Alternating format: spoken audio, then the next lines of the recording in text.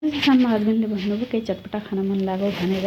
हस्बेन्डलाई खान मन लाग्नु र मैले नबनाउनु यो त हुनै सक्दैन र म पनि किचनतिर झटपट पसेर मटर आलु बोइल गरेँ र यसमा मसलाहरू हालेर यसलाई मैले साइड गरेर राखेँ र यसमा के मसला हालेँ म तपाईँलाई अन्तिममा भन्नेछु। र म चाहिँ बनाउँदैछु कटोरी चाट र कटोरीको लागि लिए मैले 2 बटुका आँटा, 2 चम्मच रिफाइन हालेँ, चुटकीभर नमक, अलिकति कालो जिरा र अलिकति ज्वानो पनि हालेँ र यसलाई नर्मली जस्तो रोटी पकाउँदा आँटा गुनिन्छ त्यस्तै गुनेर मैले एउटा रोटी बेलिसकेँ र अब चाहिँ दिनु पर्यो कटोराको सेप। कटोराको सेप दिनको लागि एउटा स्टिलको सानो कटोरो लिएँ र त्यसको माथि रोटीलाई मैले यसरी फोल्ड गरेँ र साइडमा मैले पुरी जस्तो नफुलोस् भनेर यसलाई होल पनि गरिदिएँ र कराई सानो हुनाले गर्दा मैले चाहिँ एउटा फ्राई गरेँ र मलाई अलिक समय लाग्यो। अब 2टा कटोरा मेरो रेडी पनि भइसक्यो र अब यसमा चाहिँ पालो आयो फिलअप गर्ने मसलाहरू हाल्ने। मैले यो मटर र आलुमा चाहिँ के मसला हालेर राखेको थिएँ भनेदेखि रोस्टेड जिरा पाउडर, गोलमरिच पाउडर, चाट मसला र कालो नमक।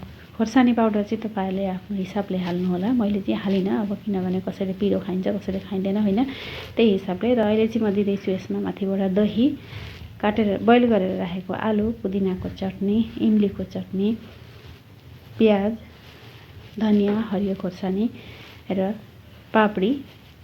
अनि अन्तिममा चाहिँ म यसमा माथिबाट हाल्दैछु भुजिया। भुजिया चाहिँ कुनै पनि चाटको अब जान नै भनौँ न होइन, जान जत्तिकै भुजिया नहाली त कुनै पनि चाट कम्प्लिटै हुँदैन। र अन्तिममा चाहिँ मैले माथिबाट टमेटो सस र चाट मसला। हजुरले पनि एकखेप घरमा अवश्य ट्राई गर्नुहोला।